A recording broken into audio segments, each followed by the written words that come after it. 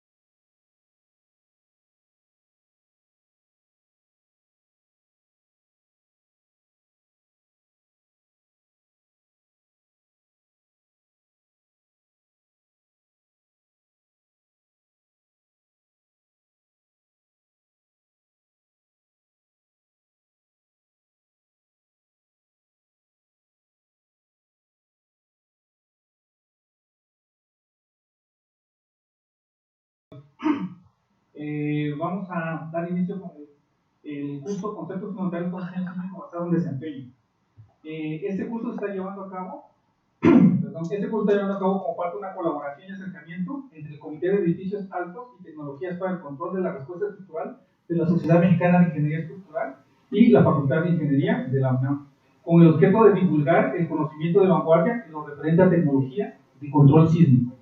Como ya lo vieron ustedes en la información que estuvimos publicando, en este curso van a haber 5 sesiones, en las cuales hablaremos de conceptos fundamentales de dinámica estructural, respuesta estructural dinámica, diseño basado en desempeño y un ejemplo de aplicación de aislamiento sísmico. Y el último día va a haber un conversatorio en el cual van a participar todos los ponentes que estuvieron en los primeros días, más otros ponentes que tienen amplia experiencia en este tema. La primera sesión, conceptos fundamentales de dinámica estructural, está a cargo del maestro Virgilio Domínguez Maldonado. El maestro Virgilio, aquí presente, el maestro Virgilio es ingeniero civil por la UNAM, con maestría en ingeniería estructural sísmica por la Universidad de Búfalo. Tiene experiencia analizando y diseñando cimentaciones, sistemas estructurales reputacionales y laterales en proyectos de edificación en México, Estados Unidos y Perú. Además, ha trabajado en implementación de análisis no lineal de acuerdo a estándares internacionales y aplicación de aisladores y disipadores de energía. El maestro Virgilio, durante esta sesión, les hará una breve introducción sobre el Comité de Edificios Altos y Tecnologías para el Control de la Respuesta Estructural. Posteriormente, les hará una presentación sobre conceptos fundamentales de dinámica estructural y finalmente dará un espacio para preguntas y respuestas. Sin más, dejamos al maestro Virgilio para que haga uso de la palabra.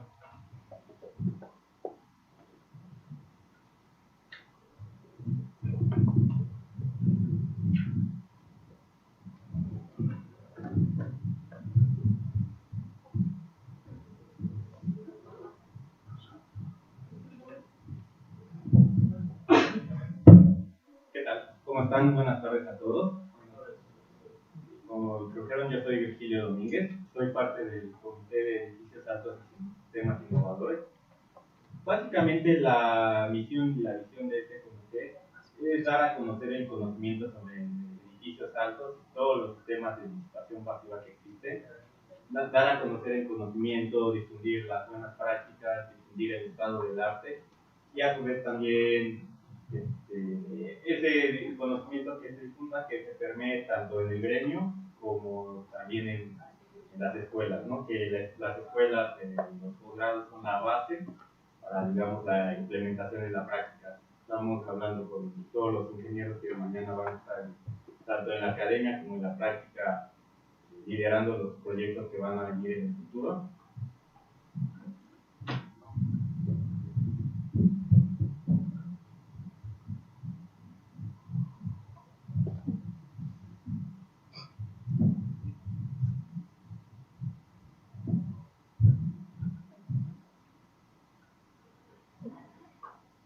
Y a la vez se les hace la invitación a que se unan a todos los comités estudiantiles de la ESNI, que sean parte de las actividades gremiales de su formación educativa, para que se vayan involucrando con ingenieros de mayor experiencia, vayan adquiriendo conocimientos y a la vez, cuando estén listos para saltar al campo profesional, tengan una base sólida de lo que es el estado del arte en la práctica.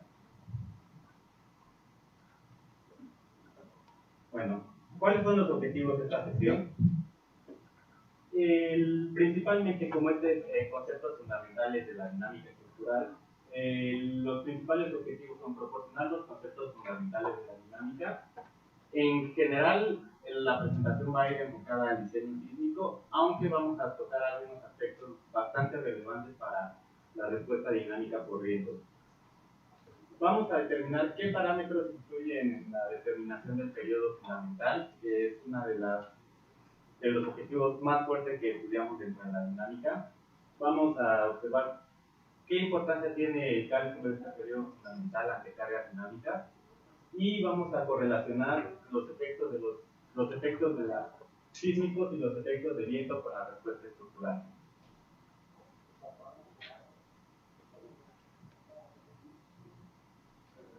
Bueno, estos son los objetivos de la sesión y como contenido vamos a tener una breve introducción, cómo llegamos al estudio de la dinámica desde el punto de vista de la ingeniería estructural, ¿cuáles son las ecuaciones y cuáles son los teoremas que influyen en la ecuación del equilibrio dinámico? Vamos a determinar cómo se obtiene el periodo fundamental de vibración. Vamos a ver cómo obtenemos los modos fundamentales de vibración para múltiples grados de libertad. Vamos a hablar un poco del espectro elástico y la respuesta sísmica. Esto más a manera introductoria, ya que las sesiones que vamos a tener en la semana, vamos a entrar más detalle en la respuesta sísmica. Y vamos a ver algunos aspectos fundamentales de la respuesta dinámica por vientos, que es un problema muy importante dentro de la ingeniería estructural y sobre todo en los edificios altos, pero a la vez de su importancia también es un tema que tiene sus complejidades y veremos cómo abarcar esas complejidades.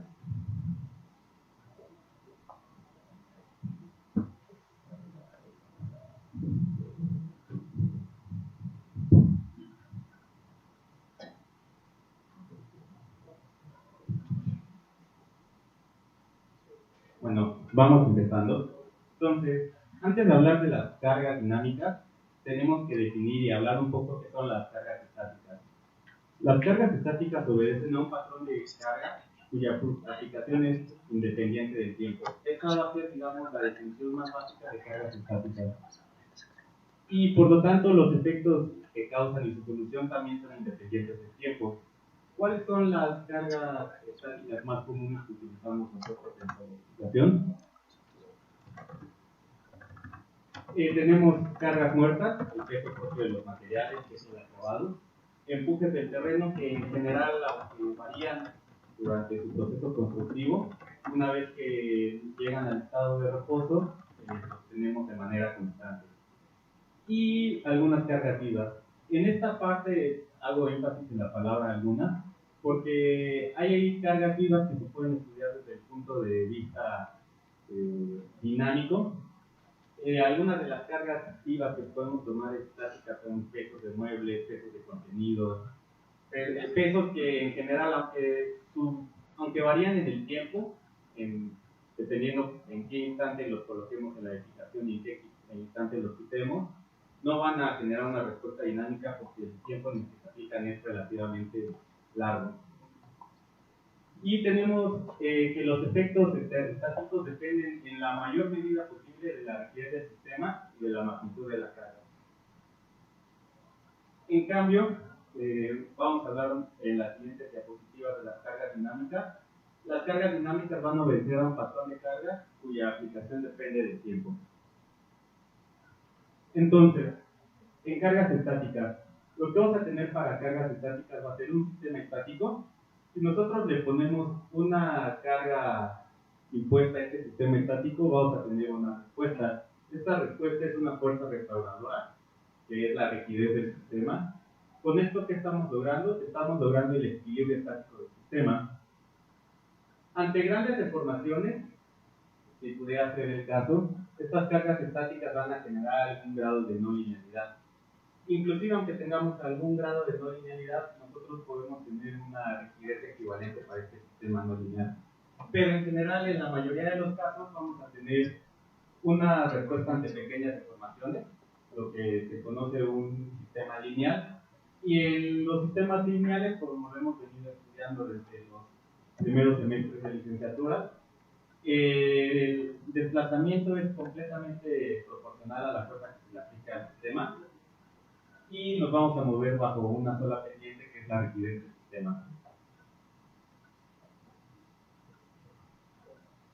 Entonces, como comentábamos, las cargas dinámicas sí obedecen a un patrón de carga que es variable con el tiempo. Estos efectos causan, los efectos que causan las cargas dinámicas y la solución que tenemos que abordar para los problemas dinámicos depende de estos parámetros, pero no únicamente estos parámetros. Estos son algunos, no están limitados, pero dependen de la rigidez, que también depende de los sistemas estáticos, pero le estamos añadiendo parámetros de amortiguamiento, que es una disipación de energía inherente de los sistemas, y la masa del sistema estructural. Y algo muy importante de lo que vamos a defender es el patrón dinámico de aplicación, que es la magnitud de la carga en función del tiempo. Aquí hay que recalcar mucho en función del tiempo, porque va a haber cargas que dependiendo de la frecuencia que le estamos aplicando, pueden generar respuestas que deterioren la respuesta estructural de nuestro sistema y que puedan generar cargas excesivas. Y algunos de los ejemplos de cargas dinámicas que existen, pero no está limitado, los efectos del sismo, los efectos de viento, explosiones, vibración de piso y vibración de maquinaria. Entonces, las cargas dinámicas, de las que mencionábamos en la diapositiva anterior. El viento, la velocidad del viento es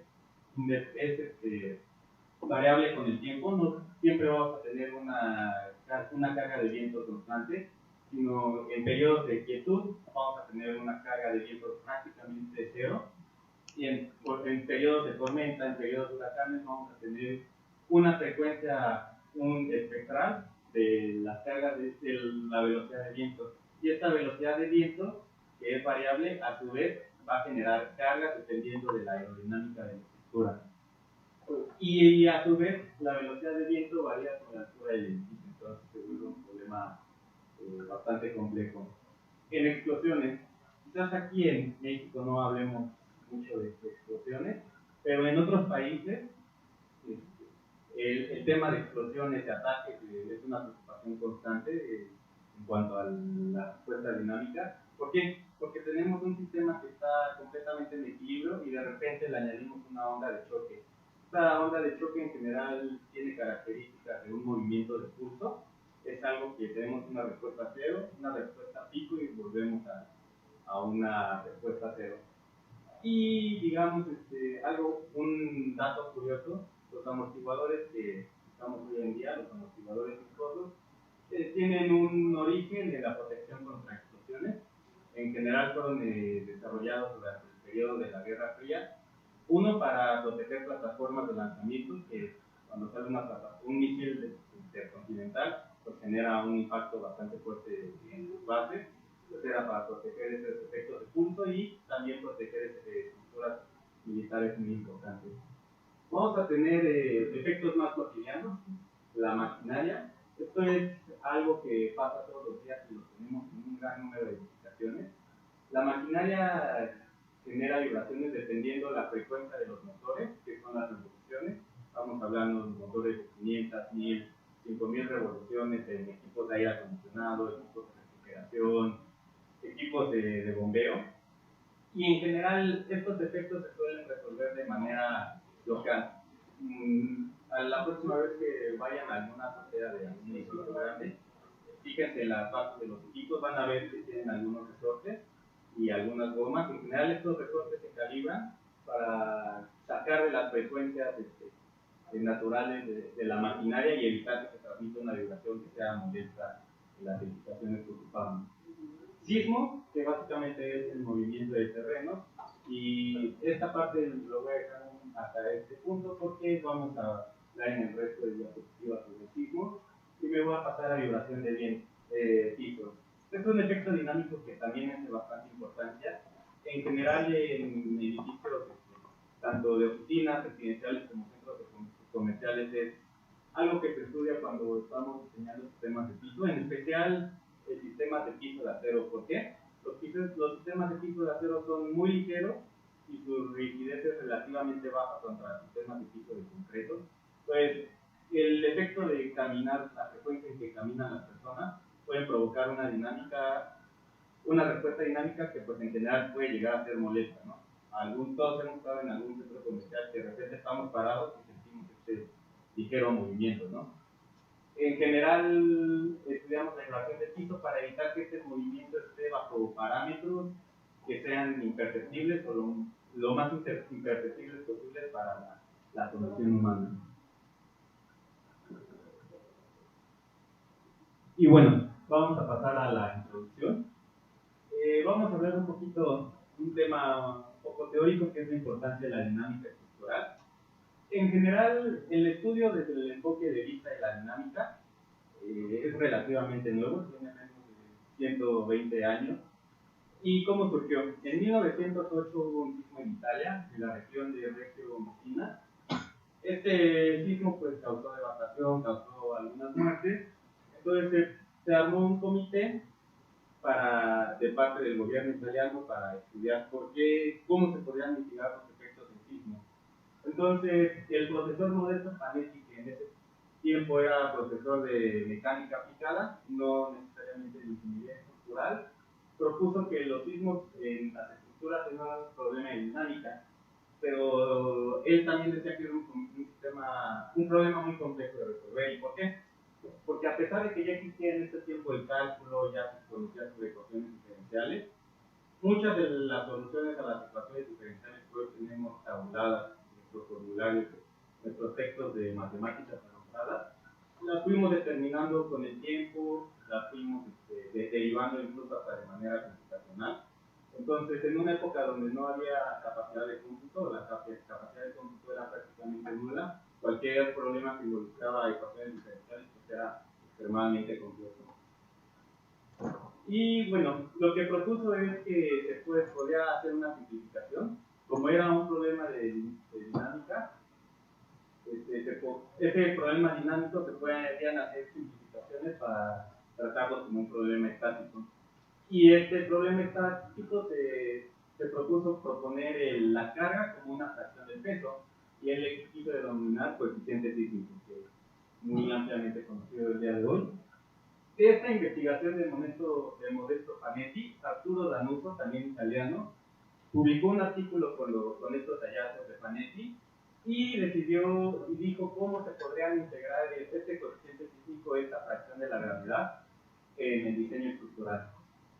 La primera ciudad de la que se tiene registro que estableció un código de diseño sísmico fue la ciudad de Tokio, que después del sismo del 1923 estableció que las edificaciones se tenían que diseñar con un coeficiente sísmico del 10% del peso de la estructura. Esto es muy importante y a la vez es algo que ha marcado la influencia. En general, después de cada gran sismo, resolvemos algunos temas, pero salen a la luz algunos otros temas que en sismos anteriores no les habíamos podido prestar la suficiente relevancia o no se habían podido estudiar completamente. Entonces, cada vez que ocurre un sismo, en general viene una mejora de los reglamentos de construcción. En Los Ángeles pasó lo mismo. En 1933 se definió un coeficiente sísmico del 8% del peso, después del terremoto de Long Beach en 1933. Y para 1943, después de algunos estudios, estableció este coeficiente sísmico para que fuera variable la aceleración que le aplicamos a cada piso en función de la altura. Esto vamos a hablar un poquito más adelante de los sistemas de varios grados de libertad. Bueno, ya que hablamos de una breve introducción y de cómo llegamos a que la dinámica era importante para los sistemas estructurales, vamos a generar los parámetros para determinar la ecuación del equilibrio dinámico. Entonces, si nosotros consideramos la segunda ley de Newton, que es una ecuación que nosotros conocemos desde los niveles física de prepa, incluso de secundaria, la fuerza es igual a la masa por la aceleración, donde la aceleración definida desde el punto de vista del cálculo es la segunda, hay un detalle, debería ser la segunda diferencial del movimiento con respecto al tiempo, debería tener el du al cuadrado, donde tenemos m es la masa, u es el desplazamiento, y la aceleración mencionada, la segunda derivada del desplazamiento con respecto al tiempo. Si nosotros partimos de otro principio que es la ley de Hooke, donde dice que la fuerza de un sistema es igual a su desplazamiento por su rigidez, vamos a llegar a los siguientes parámetros. En un sistema de un grado de libertad donde el sistema está libre de fricción y libre de disipación de energía, vamos a tener que los parámetros de desplazamiento, rigidez, masa, se pueden igualar a una fuerza externa, donde la masa está en el equilibrio dinámico. ¿Cuál es el equilibrio dinámico? Su peso propio, su masa, está en equilibrio con la reacción que la sostiene, y la fuerza que va a ser en función del tiempo va a estar en equilibrio con la resistencia del sistema, y a la vez vamos a tener una componente el momento de inercia de esta masa va a generar respuesta en el tiempo contra la fuerza externa que le apliquemos. Entonces, si nosotros aplicamos el principio de D'Alembert del equilibrio dinámico, llegamos a esta ecuación donde la masa por su aceleración más la rigidez por el desplazamiento que le impongamos va a ser igual a la fuerza externa. Aquí estamos cumpliendo el equilibrio dinámico. En ausencia de fuerzas externas, vamos a tener que la masa y la rigidez deben estar en equilibrio.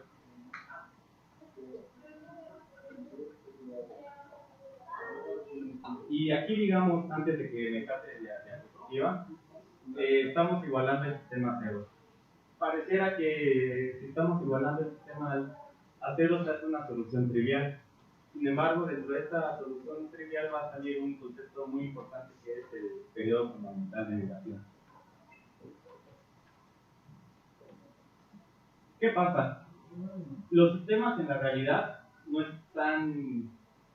son perfectos. Siempre va a haber pérdidas de energía. Y estas pérdidas de energía se van a dar con muchos efectos de los cuales hablaremos.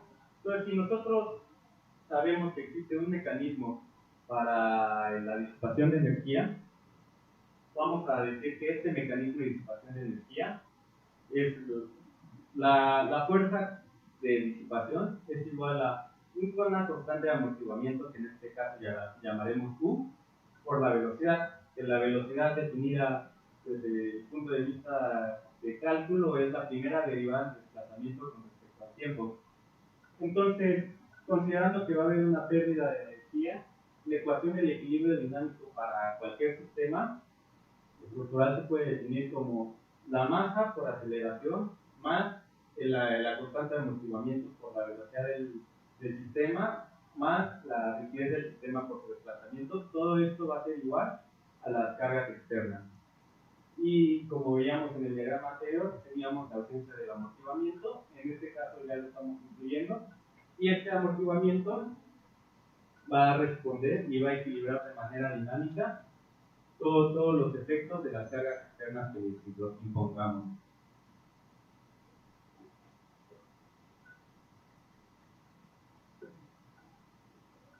Entonces, ya determinamos nuestras ecuaciones de análisis, ya determinamos nuestros parámetros básicos. ¿Qué hacemos para obtener el periodo fundamental de duración de una estructura? Si consideramos que tenemos un sistema libre de fuerzas externas y sin disipación de energía, regresamos a la anterior ecuación que mencionábamos hace dos diapositivas, que es una ecuación trivial. ¿Por qué? Porque todos los términos están igualados a cero, y como estamos igualados a cero, estamos diciendo que no hay fuerzas externas que inciden en el sistema. Sin embargo, si ustedes recuerdan sus clases de ecuaciones diferenciales, podemos acomodar el término de masa y de rigidez de una forma tal que podemos despejar el término de aceleración, la segunda diferencial de desplazamiento. Podemos dejar una constante en el término que representa la diferencial, la primera diferencial con respecto al desplazamiento, la velocidad. Y esa constante la podemos definir como omega cuadrada, que es igual a la rigidez sobre la masa. Si nosotros vamos a nuestra tabla de solución para ecuaciones diferenciales, vamos a ver que la solución general para esta ecuación es una constante multiplicada por el seno de omega en función del tiempo, más una segunda constante que es el coseno de omega por el tiempo en el que estamos evaluando la solución de dicha ecuación diferencial.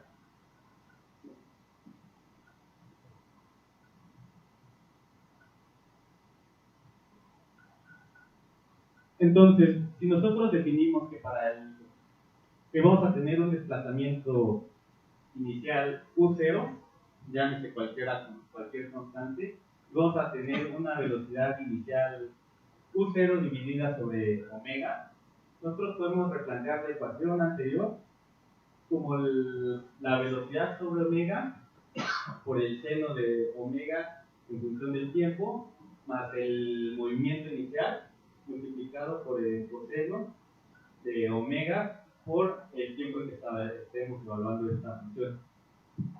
Entonces,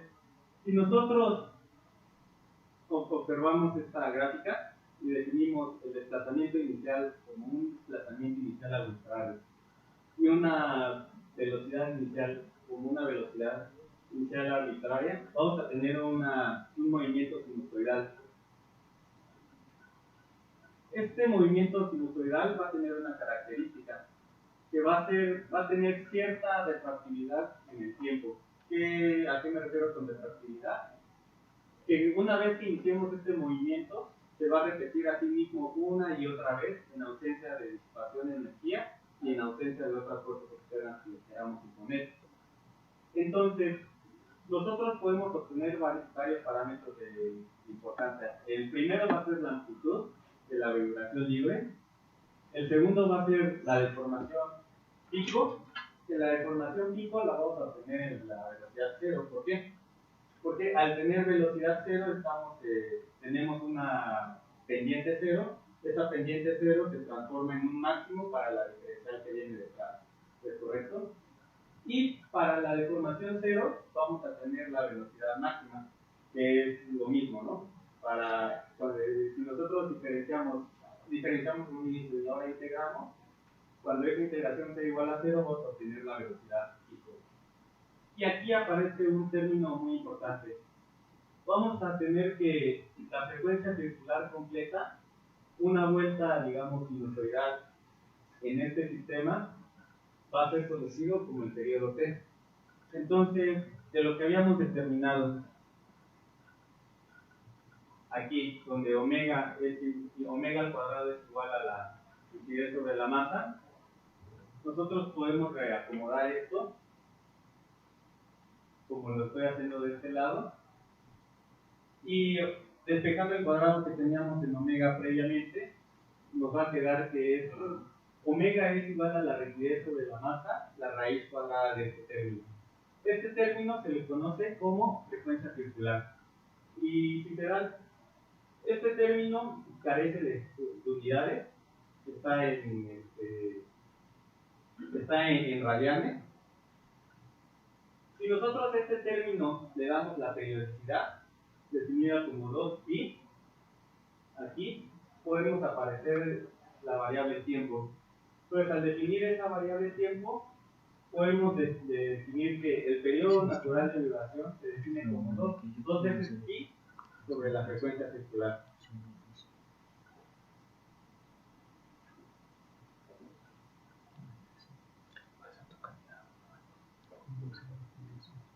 En general, el periodo, podemos hacer una similitud del periodo de vibrar de una estructura para un solo grado de libertad. Este concepto lo podemos extrapolar a múltiples grados de libertad. En general, a nosotros hacemos la simplificación que cuando tenemos una estructurita de un piso o una estructura que tenga una masa concentrada, le vamos a denominar que tiene un solo grado de libertad. ¿Por qué? Porque tiene únicamente una capacidad de movimiento en una dimensión. Pero en realidad las estructuras que diseñamos y que construimos todos los días van a tener múltiples grados de libertad. Entonces, ¿qué pasa cuando nosotros tenemos múltiples grados de libertad? Para cada grado de libertad vamos a tener una masa, vamos a tener un desplazamiento y vamos a tener una constante de amortiguamiento para cada interfície. Podemos verlo desde el punto de vista de diagramita de tren que siempre usamos en el inicio de la carrera, o si nosotros lo queremos ver más desde el punto de vista estructural, podemos asumir que los entrepisos de una estructura, de un edificio, tienen masas concentradas. ¿Por qué? Viéndolo desde una dimensión vertical, vamos a tener una porción que únicamente tenemos columnas o muros que representan nuestra rigidez. Vamos a tener una losa que, digamos, espacialmente es una masa muy grande en comparación contra las columnas o contra los muros, concentrada en un punto. Si esto lo hacemos de dos pisos, igualmente vamos a tener columnitas o muros que representan la rigidez, y al llegar a la losa vamos a tener concentrada esta masa nuevamente.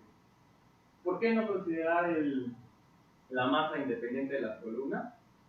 Porque tendríamos que discretizar las columnas en nodos pequeños, cada nodo con una masa, y en vez de tener un sistema de dos grados de libertad, tendríamos un sistema de n grados de libertad, dependiendo de cuántos noditos definiéramos a cada columna. Y a la vez, si nosotros quisiéramos a definir cada columna en 4 nodos, tenemos 4, 8, 16 grados de libertad adicionales que le estaríamos añadiendo a esta estructura de análisis, más los 2 grados de libertad que ya habíamos considerado inicialmente.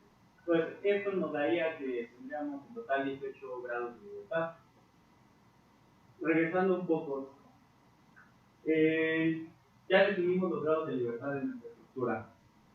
Nuestro sistema, en ecuaciones diferenciales, también podemos hacer sistemas de ecuaciones diferenciales. Estos sistemas de ecuaciones diferenciales los podemos resolver definiendo un vector espacio.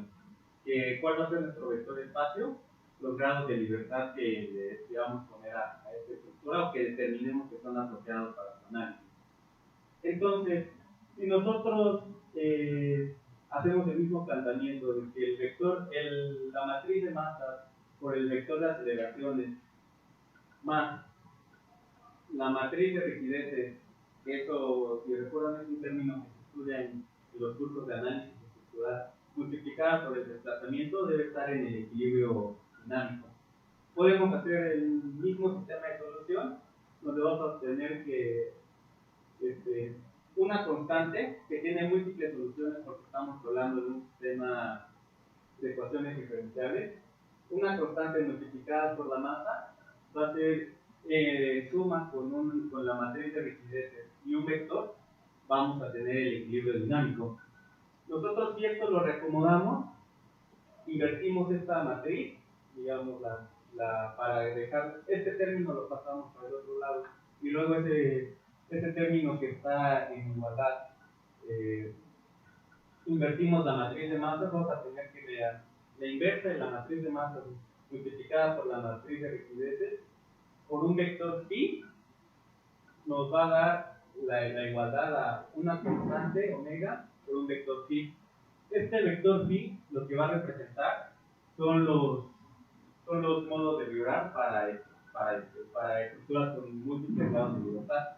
Entonces, regresando al problema anterior que les mencionaba, si yo en vez de tratar esta estructura como 2 grados de libertad, decido tratarla como se me ocurrió hace rato, con 18 grados de libertad, numéricamente, ¿cuál es la diferencia entre invertir una matriz de 2 por 2 a una matriz de 18 por 18? Pues hasta incluso para hacerlo a mano nos llevaría muchísimo tiempo. Quizás los software hoy en día tienen la capacidad de hacer esa inversión, pero hace 50, 60 años, cuando se empezaron a desarrollar todas estas ecuaciones, el hecho de asumir que las masas están concentradas en zonas puntuales, matemáticamente ayuda a disminuir la carga numérica del problema. Y como segunda parte, si ustedes decidieran hacer este sistema con 18 grados de libertad, van a ver que los dos primeros modos de vibrar, que son los modos fundamentales de las masas principales, van a ser prácticamente iguales, la variación va a ser mínima.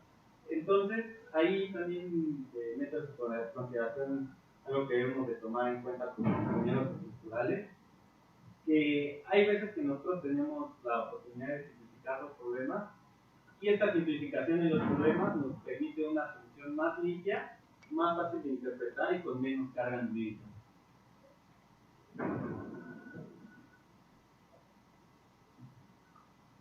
Entonces, aquí les estoy presentando para un edificio con 2 grados de libertad, donde definamos que la rigidez del primer entrepiso es 2K, donde K sea cualquiera que ustedes busquen, y la masa del primer entrepiso sea 2N, y para el siguiente entrepiso, pues sería lógico disminuir la rigidez, porque tenemos menos masa, ¿no?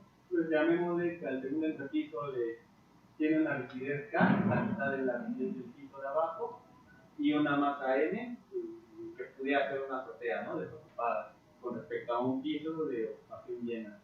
Pues si nosotros resolvemos para el primer modo de vibrar, aquí estamos aplicando directamente ya la solución que dimos en la última ecuación de la diapositiva anterior, no nos metimos muy de lleno a cómo esto se va haciendo paso por paso, pues debido a la existencia de la presentación y la cantidad de temas que hay que abarcar. Pero vamos a obtener que toda la estructura se desplaza en un sentido, es su primer modo de vibrar. La mayor parte de las masas están participando en este movimiento. Y se define este modo de vibrar con estas variables.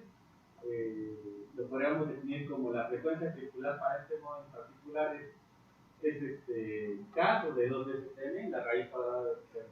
Para el segundo modo, vamos a obtener que la frecuencia circular es 2 veces K sobre M. Entonces, aquí algo muy particular. Si observan, yo podría sacar el término 2 en ambas ecuaciones.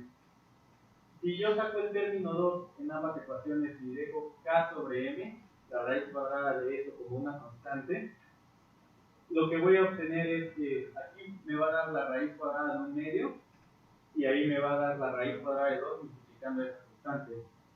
Vamos a obtener que en el segundo modo, independientemente del valor que le queramos dar a los términos K y M, el valor va a ser mayor. La frecuencia la frecuencia circular va a ser mayor, y eso nos va a hablar que esa frecuencia circular se va a trasladar en un modo más corto, o sea, en un modo con menor magnitud.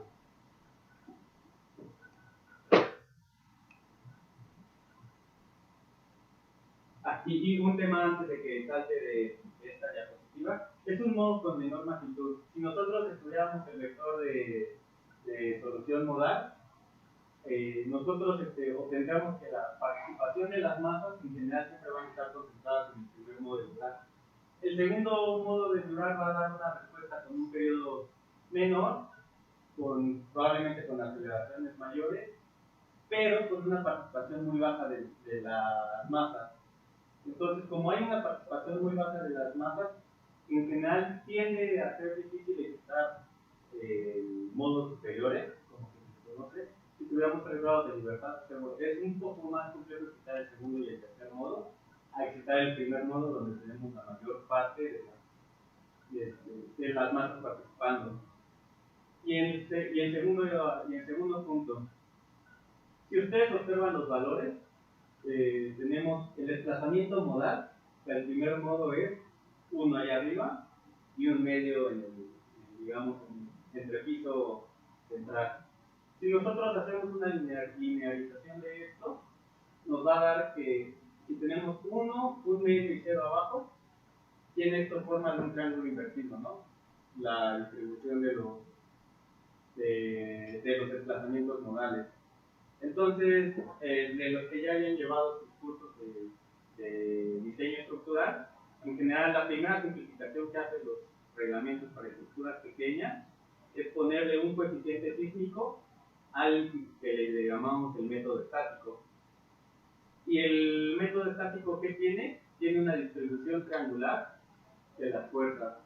Entonces, en general, para estructuras muy pequeñas, el primer modo, la distribución de desplazamientos modales, va a tener una forma muy similar. No siempre va a ser una distribución exactamente triangular, pero va a tender a tener esa distribución triangular. Entonces, para estructuras de poca altura, de algunos niveles, como lo definen nuestros reglamentos de la Ciudad de México, que en zona del lago podemos tener estructuras de hasta 15 metros, analizarlos por el método estático, y en estructuras de la zona del lago podemos analizarlos con el método estático hasta 30 metros.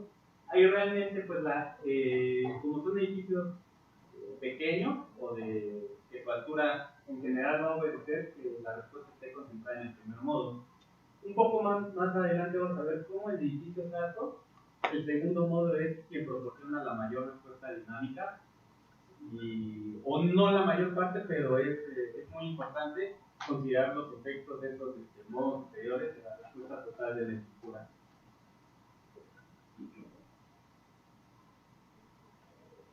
Y bueno, nosotros habíamos hablado hace un par de diapositivas que íbamos a asumir que el amortiguamiento y la pérdida de energía en el movimiento era nula, lo cual les mencionaba es que en el caso de estructuras reales, pues no es un tema que ocurra, ¿no? Siempre vamos a tener una pérdida de energía cuando indicamos un movimiento, ¿no? Básicamente pues, por las leyes de conservación de la energía. Entonces, las soluciones anteriores asumen que no hay disipación de energía. Sin embargo, todos los sistemas tienen una disipación de manera inherente. Aunque no se lo queramos dar, inherentemente va a tener cierta disipación de energía. Y las fuentes más comunes que tenemos, por lo menos en edificación para disipación de energía, es el agrietamiento, por ejemplo, del concreto reforzado, de la mampostería reforzada o incluso de la mampostería no reforzada. La fricción, por ejemplo, en el caso de edificios que son de acero, que tenemos conexiones atornilladas, como nosotros necesitamos montar esos tornillos en nuestra estructura, dejamos una pequeña holgura porque si hacemos los barrenos exactamente al mismo diámetro que el tornillo, si tenemos una pequeña deformación durante la construcción de esa pieza, es posible que no quepa. Entonces, le damos cierta holgura y esa holgura a veces puede tener un desplazamiento y le puede añadir una disipación de energía a la estructura cuando impongamos carga, mínima, pero existe. También, por ejemplo, existe fricción por la interacción con los elementos no estructurales.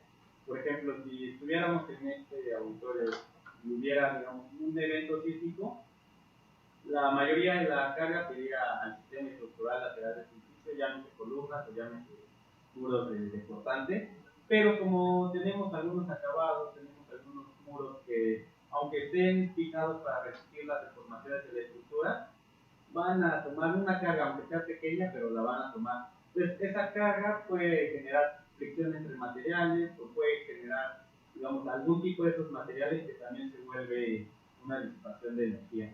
Entonces, en general, la interacción con los elementos no estructurales también es una fuente de amortiguamiento. Entonces, en general, nosotros para el diseño sísmico y para la generación de espectros sísmicos, que vamos a hablar un poco más adelante, asumimos que tenemos una amortiguación inherente del 5%. Podemos ser muy estrictos, podemos irnos a querer calcular el porcentaje de amortiguamiento del crítico que tiene nuestra estructura en específico, pero sería un problema muy complejo, muy tardado, numéricamente muy excesivo, y terminaríamos que nuestra respuesta no nos va a dar mucha diferencia con crear directamente el 5%. Al final, ese 5% ha demostrado en la teoría y en la práctica ser un valor suficiente. Y bueno, algunas de las maneras para determinar el amortiguamiento viscoso equivalente luego de un sistema es el cociente de energía disipada en un ciclo sobre la energía elástica de deformación de un ciclo. Entonces, ¿cómo determinamos esto? Si nosotros, voy a regresarme un par de diapositivas. Aquí, si nosotros llevamos la estructura a un ciclo completo de vibración,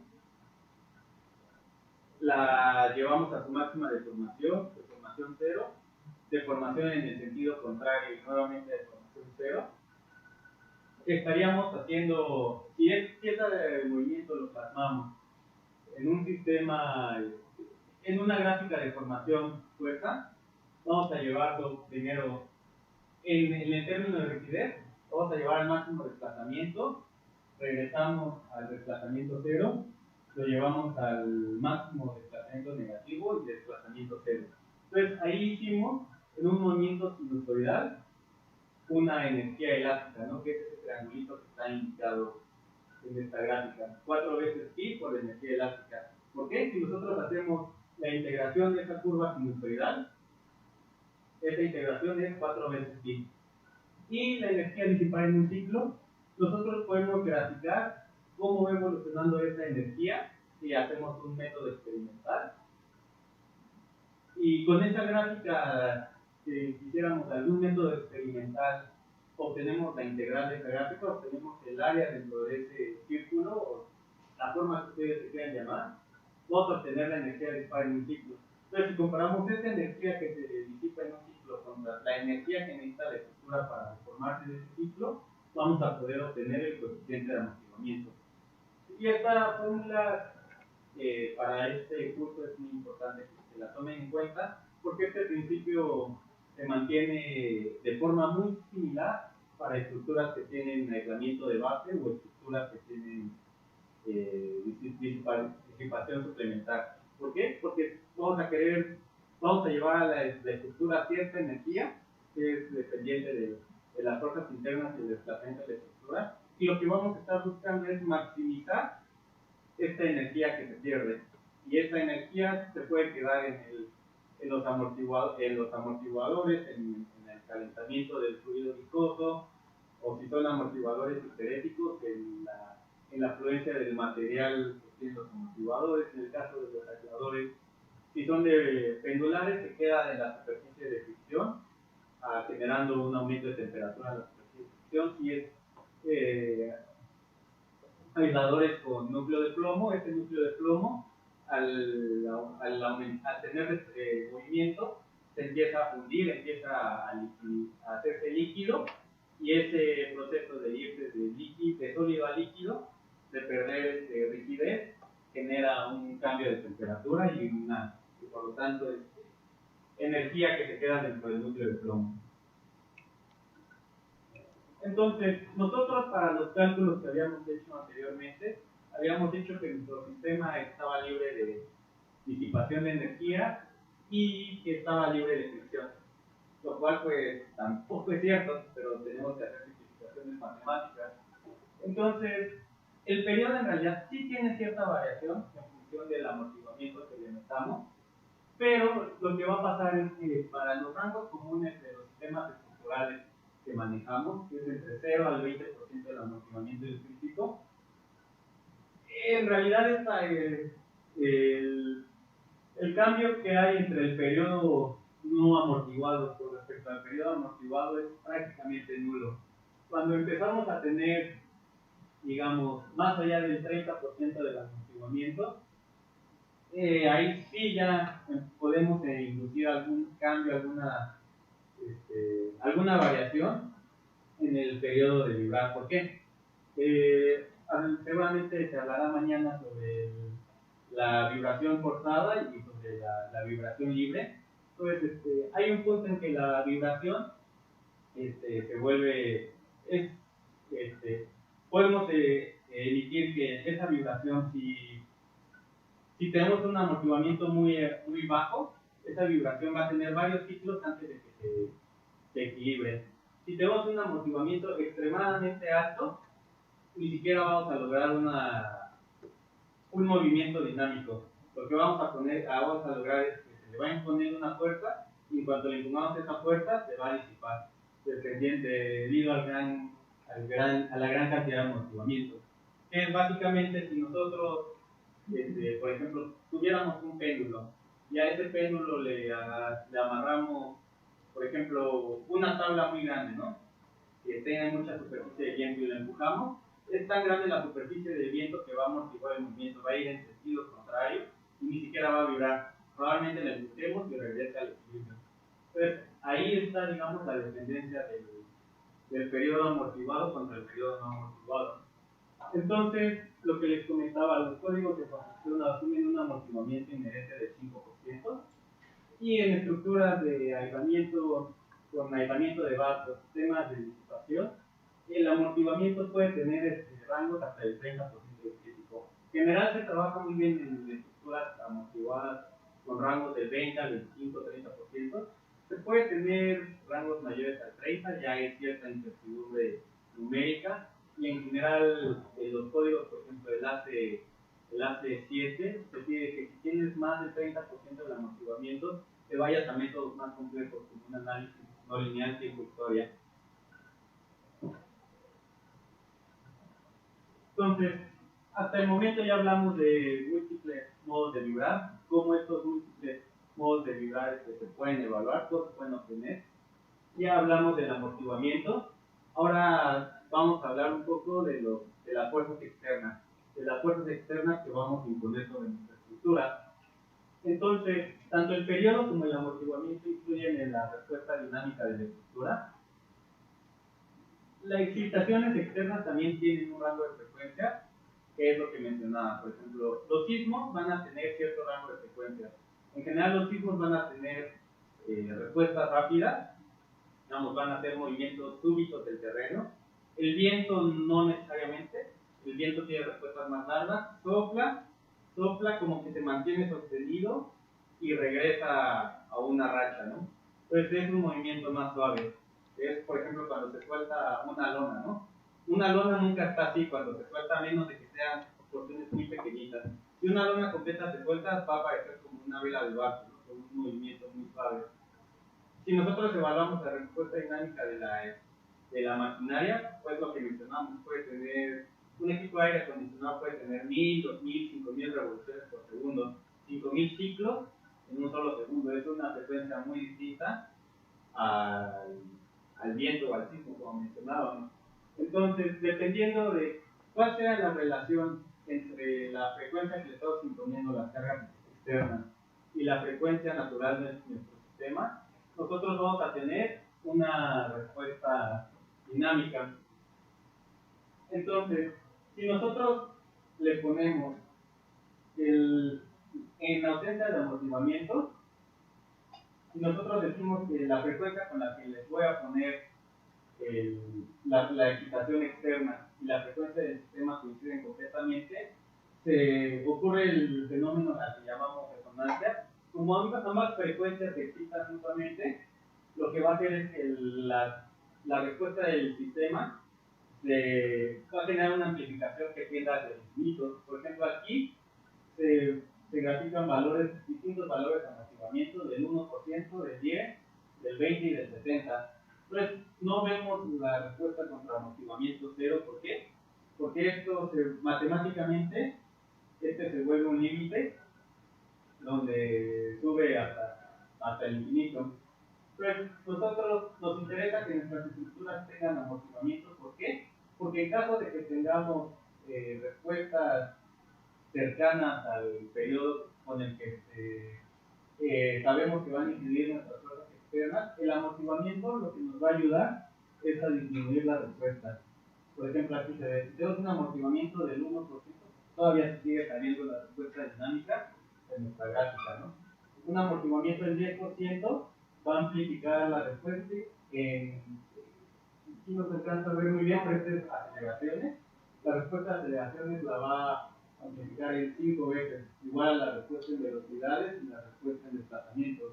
Si nosotros le damos un amortiguamiento del 20%, que es lo que les comentaba, que es usual para estructuras con disipación pasiva de energía, pues realmente comparado contra el 10% estamos disminuyendo menos de la mitad la respuesta de excitación. Pero ¿qué es lo que nos va a convenir siempre en nuestra estructura? Tratar de salirnos de las frecuencias externas que van a incidir en nuestra estructura.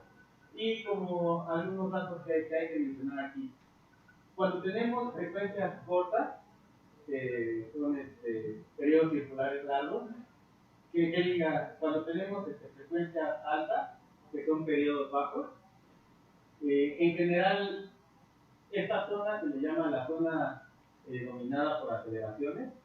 Vamos a tener que en esta parte de frecuencias altas, periodos bajos, independientemente del amortiguamiento, vamos a tener que en general esta respuesta va a incidir con la misma magnitud. Caso contrario, tenemos con los desplazamientos que están allá arriba. En frecuencias bajas, periodos altos, los desplazamientos van a ser, independientemente del grado que le queramos dar de amortiguamiento, no vamos a incidir en que la respuesta va a ser muy similar a la respuesta que estamos recibiendo.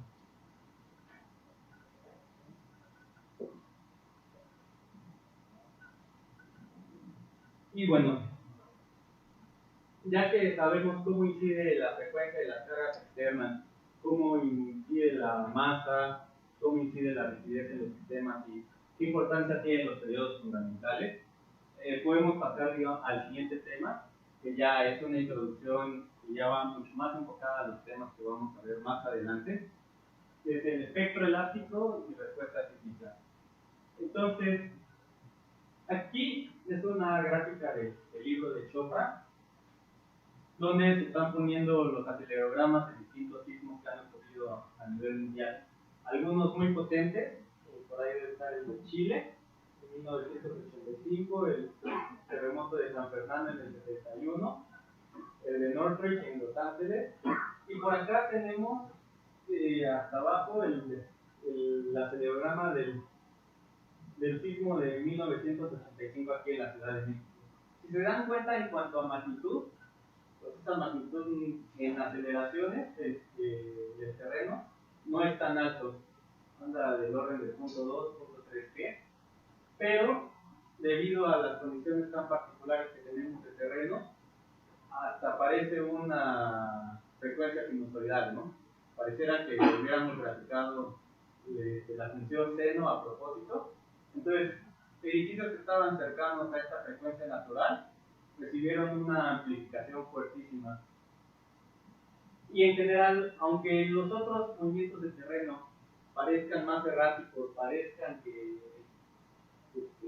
no tienen como que digamos un patrón, en general sí van a tener un contenido de frecuencias que nosotros podemos evaluar, y ese contenido de frecuencias va a dar cierta respuesta en sistemas estructurales con determinado periodo. Entonces, ¿qué ayuda o cuáles son los factores que necesita un sismo para tener diferentes características?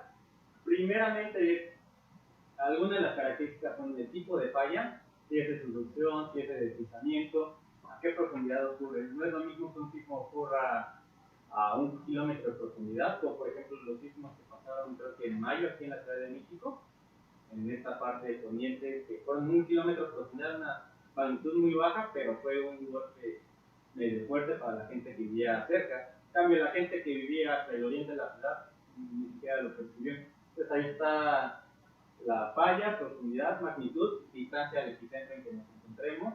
También un sismo de magnitud, por ejemplo, 6.9, que fue el caso de Northridge, no va a tener la misma respuesta que un sismo desde Chile, que fue magnitud 8.2, me parece, el de 1985. Entonces, todos estos parámetros los podemos enlistar de manera cualitativa, pero tenemos una forma como ingenieros, una forma cuantitativa de definir el movimiento del terreno, que es la medición de la aceleración en función del tiempo. Y esto es a lo que nosotros llamamos acelerograma. Va a ser una aceleración en función del tiempo medida de un movimiento de terreno. Y a la vez, esto va a tener tres componentes. Vamos a grabar la componente en una dirección horizontal, en su dirección perpendicular. Usualmente elegimos las direcciones norte y este para la grabación de estos registros, y una componente vertical. En general, para nuestras estructuras, la mayor parte de la afectación viene por la componente horizontal, aunque en zonas cercanas al epicentro puede ser que la respuesta vertical también tenga una componente importante, sobre todo a la hora de evaluar las cargas axiales que reciben los elementos resistentes, y por ejemplo también pudiera hacer vibración de losas en cantilevers, ¿no? Vibración de volados que pudieran verse excitados por esta aceleración vertical.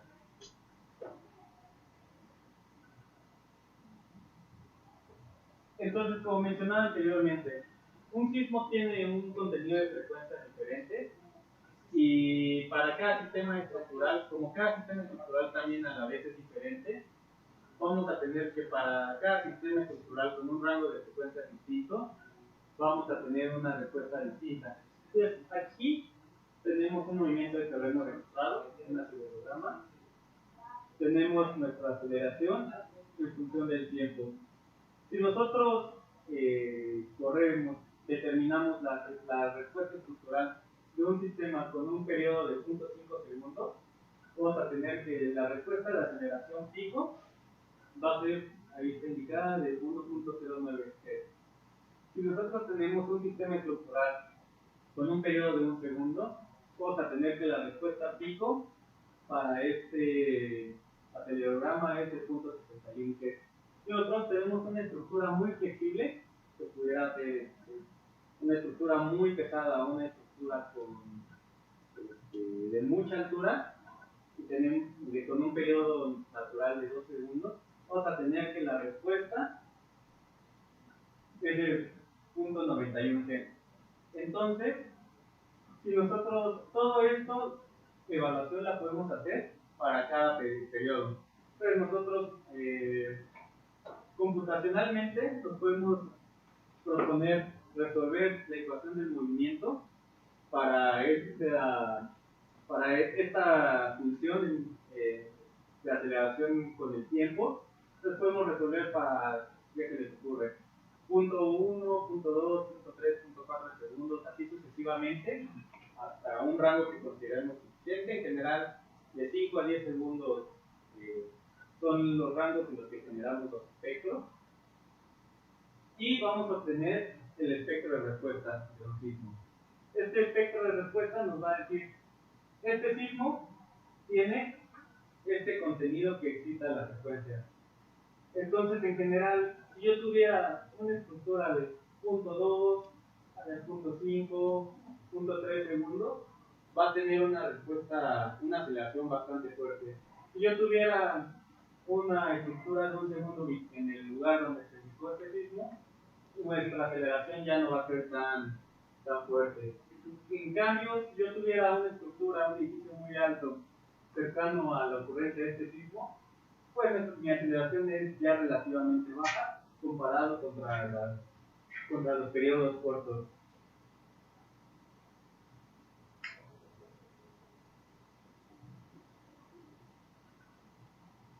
Y bueno, antes de pasar de esta diapositiva, esto es el caso para un solo sismo, ¿no? Entonces, si nosotros esto lo queremos poner de manera reglamentada, en una zona, como por ejemplo, vamos a hablar aquí de la Ciudad de México, este es un artículo del doctor Pozo. Nosotros aquí en la Ciudad de México tenemos una gran variabilidad en las fuentes que pueden incidir en los sismos. Podemos tener sismos locales, microsismos, podemos tener sismos de intraplaca de alta profundidad, como fue el sismo de 2017, que ocurrió en un epicentro más o menos a 120 kilómetros, magnitud 7, o un sismo de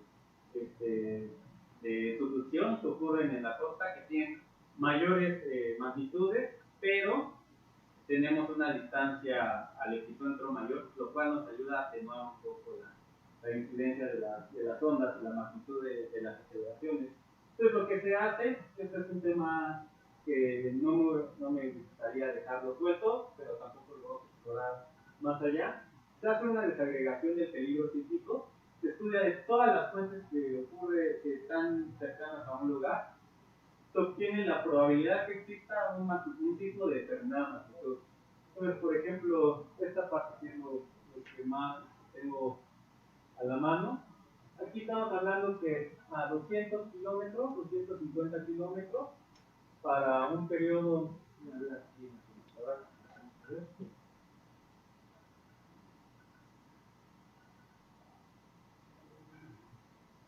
creo que es un periodo de 1 segundo, vamos a tener que el sismo más probable que ocurra es un sismo de magnitud 7.8 ocurriendo a más de 250 kilómetros de distancia. Y así como el espectro de respuesta lo evaluamos para varios periodos, en general periodos con poca distancia entre ellos, la desagregación del peligro sísmico se obtiene para periodos de interés, en general punto 2, punto 5, 1, 1.52, y para cada periodo se obtiene cuál es el sismo más probable que afecta a las estructuras de ese rango. Y con ese sismo más probable se hace un envolvente de todos los casos sísmicos que pueden afectar a un lugar, y ese envolvente que rodea a los posibles escenarios sísmicos que afectan ese lugar es lo que conocemos como espectro de diseño.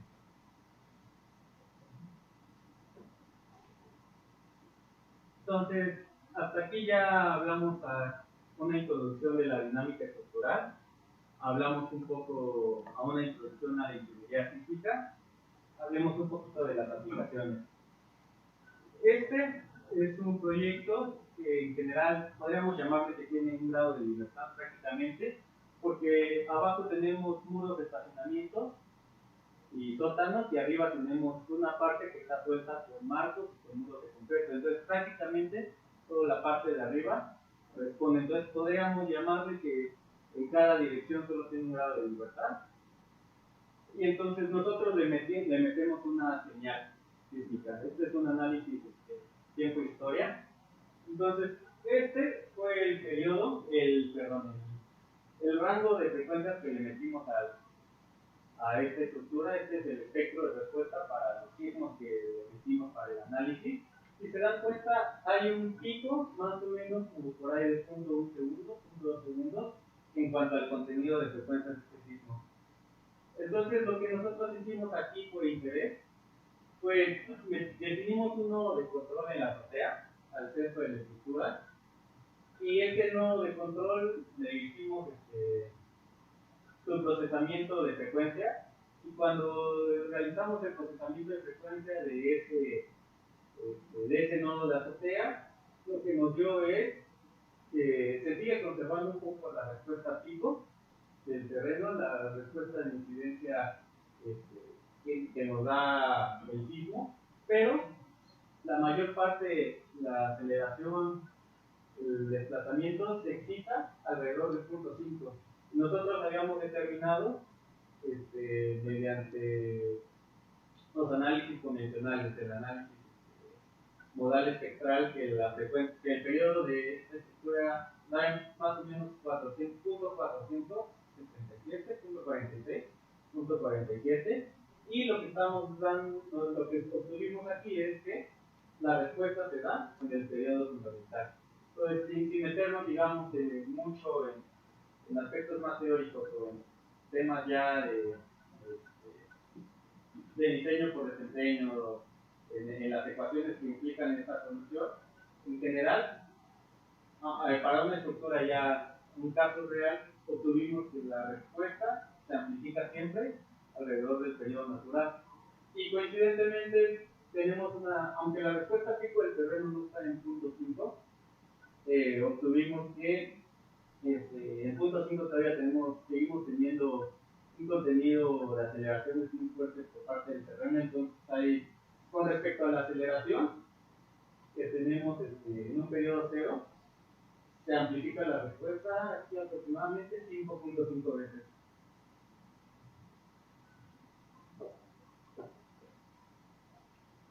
Este es otro caso que también se me hizo interesante incluir en esta. Es un edificio alto aquí en la Ciudad de México. Entonces, habíamos hablado que para edificios cortos, edificios de poca altura, en general el análisis estático era suficiente porque capturaba muy bien los modos de vibrar. Si ustedes recuerdan el vector de desplazamientos modales para una estructura de un piso, tenía casi una distribución triangular y todos los entrepisos hablaban parejo, ¿no? Voy aquí a repetir para ver para ver.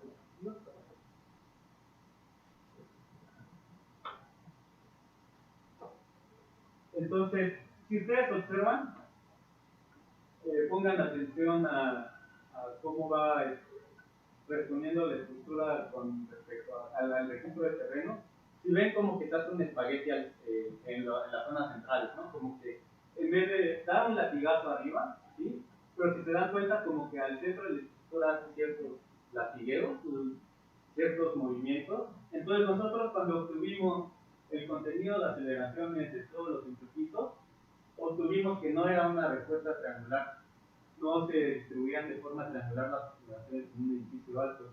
Lo que obtuvimos fueron ciertos picos, ciertas variaciones, pico a lo alto de la estructura.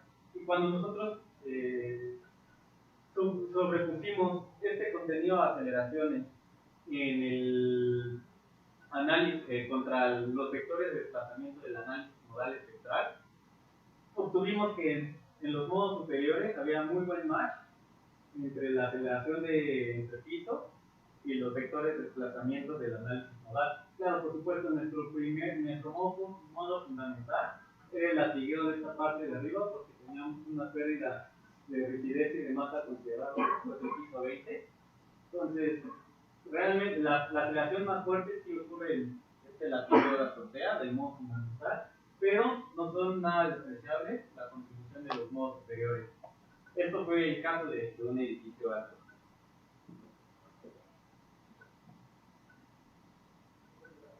Bueno, ya hablamos de sismos, ya vimos ahí un ejemplito práctico de lo que ocurre. Vamos a hablar de la respuesta dinámica del viento. Entonces, como comentaba anteriormente, el viento afecta en un rango muy distinto de frecuencias que los sismos, por ejemplo.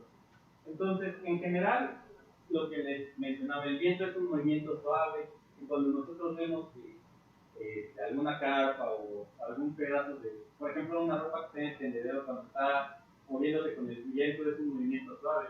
Si nosotros tratáramos de capturar el contenido de frecuencias de ese movimiento suave, en general, el viento va a tener frecuencias menores a un segundo. ¿Qué significa? La frecuencia es proporcional al periodo. Va a tener periodos mayores a un segundo, 1, aquí son 10, 100 segundos.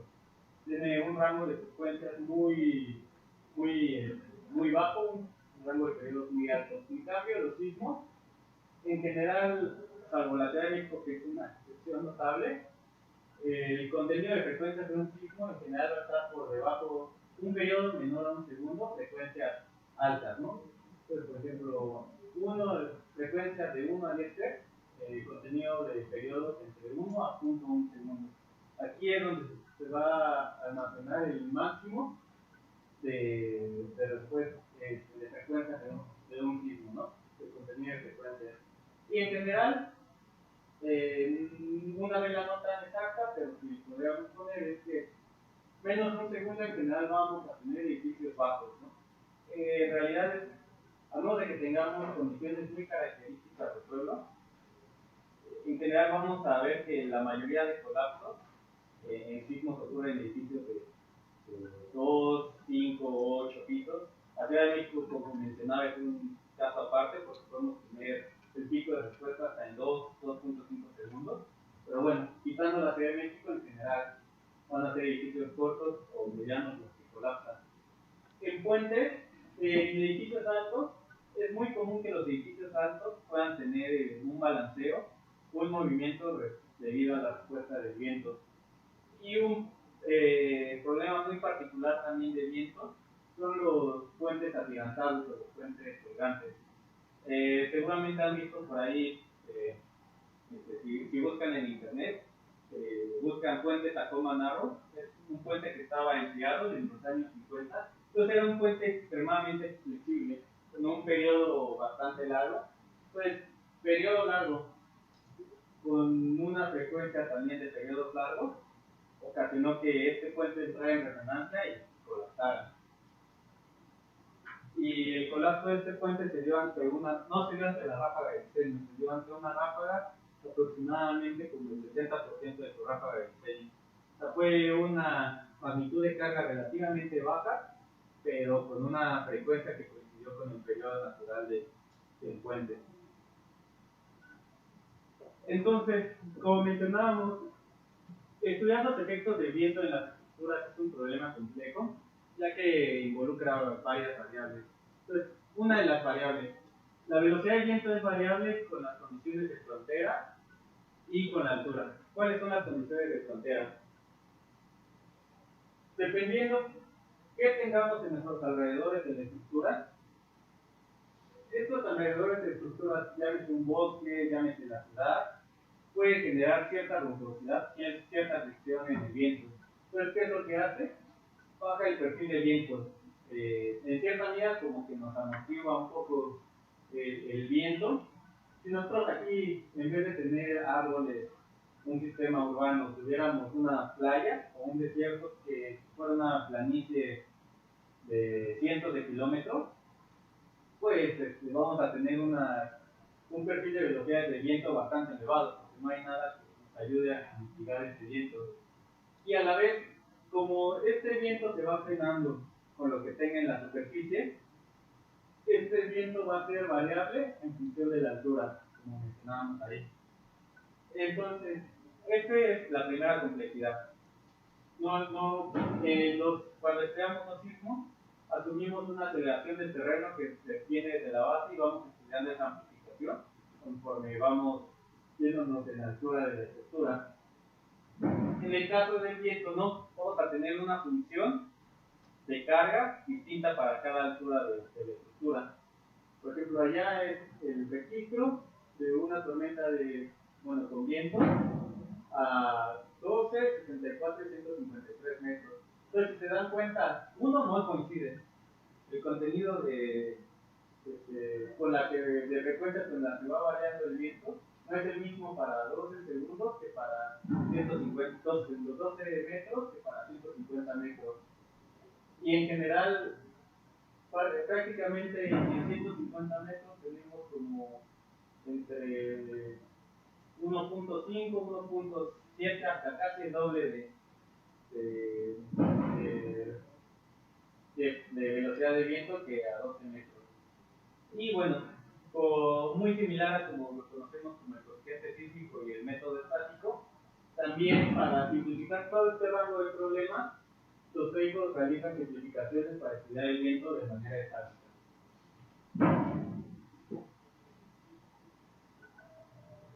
Sin embargo, en estructuras importantes, que usualmente generamos modelos de escala para determinar cuáles son los efectos del viento sobre dichas estructuras. El modelo más común que utilizamos son los estudios del túnel de viento, en el que generamos un modelo de escala de la estructura de interés, que en este caso es la estructura roja, un edificio muy alto y muy esbelto.